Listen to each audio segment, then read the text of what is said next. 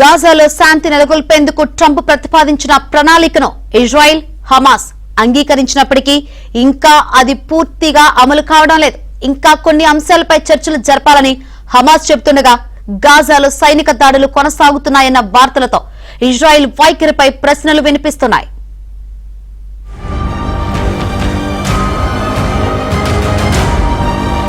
మధ్యప్రాచ్యంలో శాంతి వాతావరణం నెలకొల్పేందుకు అమెరికా అధ్యక్షుడు Donald Trump కీలక ప్రణాళికను ప్రకటించారు. గాజా సంక్షోభం పరిష్కారానికి 20 సూత్రాలను సూచిస్తూ యుద్ధాన్ని ఆపాలని ఇజ్రాయెల్కు స్పష్టమైన సందేశం పంపారు. ట్రంప్ సూచనలపై స్పందించిన హమాస్ తమ వద్ద ఉన్న ఇజ్రాయెల్ బందీలను విడుదల చేయడానికి అంగీకరించి మిగిలిన అంశాలపై చర్చించేందుకు సిద్ధమని తెలిపింది.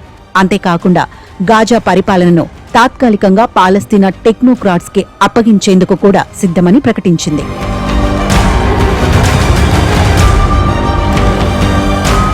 హమాస్ ఈ నిర్ణయం తీసుకోవడానికి ప్రధాన కారణం ట్రంప్ హెచ్చరిక అనే చెప్పాలి. ప్రతిపాదనలు అంగీకరించుకుంటే గాజా మరింత నరకం అనుభవించాల్సి వస్తుందంటూ ట్రంప్ గట్టిగానే హెచ్చరించడంతో హమాస్ పై ఒత్తిడిని పెంచింది. ఫలితంగా హమాస్ అంతర్జాతీయ మధ్యవర్తుల సమక్షంలో చర్చలు ప్రారంభించేందుకు ముందుకు వచ్చి అరబ్, ఇస్లామిక్ దేశాలతో పాటు అమెరికా పాత్రను కూడా అభినందించింది. ట్రంప్ సూచనలతో హమాస్ శాంతి వైపు అడుగులు వేయడం అంతర్జాతీయ వర్గాల్లో ప్రశంసలు పొందింది. కానీ ట్రంప్ సూచనలను ఇజ్రాయెల్ బేఖాతరు చేసింది.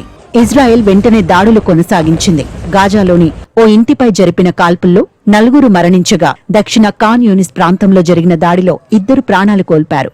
మొత్తం 6 ప్రాణాలు కోల్పోయినట్టు స్థానిక అధికారులు ధృవీకరించారు. ఇది శాంతి ప్రక్రియకు ఆటంకం కలిగించే పరిణామంగా భావిస్తున్నారు.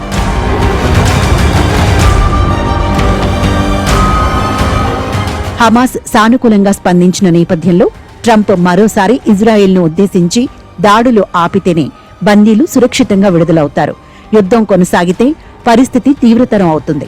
ఇది కేవలం గాజా సమస్య మాత్రమే కాదు, మధ్యప్రాచ్యంలో శాశ్వత శాంతి కోసం జరుగుతున్న పోరాటమని తన ట్రూత్ సోషల్ మీడియాలో పోస్ట్ చేశారు. హమాస్ నిర్ణయాన్ని ఇజ్రాయెల్ ప్రధాని బెంజమిన్ నెతన్యాహు స్వాగతించినప్పటికీ అదే సమయంలో సైనిక దాడులు కొనసాగించడంతో ఇజ్రాయెల్ వైఖరిపై ప్రశ్నలు లేవనెత్తుతున్నాయి.